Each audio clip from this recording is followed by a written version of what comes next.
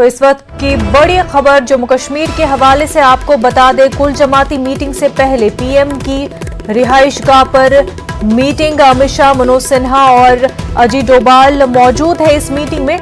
आपको बता दें, चंद घंटों बाद वज़ीर-ए-आज़म की सरबराही में कुल जमाती मीटिंग होने जा रही है और उससे ठीक पहले अमित शाह, मनोज सिन्हा और अजीत डोभाल की पीएम की रिहाइशगाह पर मीटिंग हो रही है।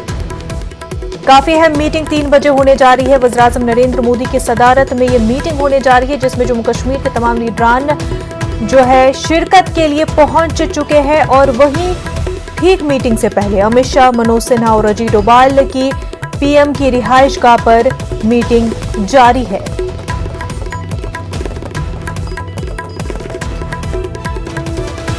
मीटिंग में सिक्योरिटी के हवाले से, साथ ही साथ जम्मू कश्मीर में डेवलपमेंट के हवाले से और इलेक्शन के हवाले से बातचीत जरूर होगी। और इसी हवाले से अमित शाह, मनोज सिन्हा और अजीत डोभाल इस वक्त पीएम की रिहाइशगाह पर मौजूद है। मीटिंग जारी है और चंद ही घंटों में वज़ीर-ए-आज़म की सरबराही में कुल जमाती मीटिंग होने जा रही है।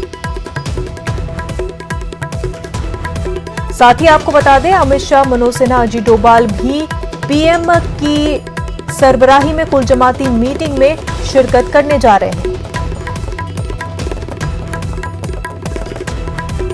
इससे पहले कांग्रेस की भी मीटिंगों का दौर जारी रहा, दीगर पार्टियों का मीटिंग भी जारी रही। वहीं पर बीजेपी हेडक्वार्टर पर जेपी नड्डा की सदारत में भी मीटिंग हुई।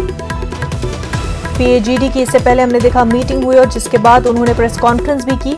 इस वक्त की अगर हम बात करें तो बड़ी खबर आपको बता रहे हैं, अमित शाह, मनोज सिन्हा और अजीत डोभाल पीएम के साथ मीटिंग इस वक्त कर रहे हैं। पीएम की रिहाइशगाह पर तीनों मौजूद है। चंद घंटों बाद ही वज़ीर-ए-आज़म की सरबराही में कुल जमाती मीटिंग होने जा रही है।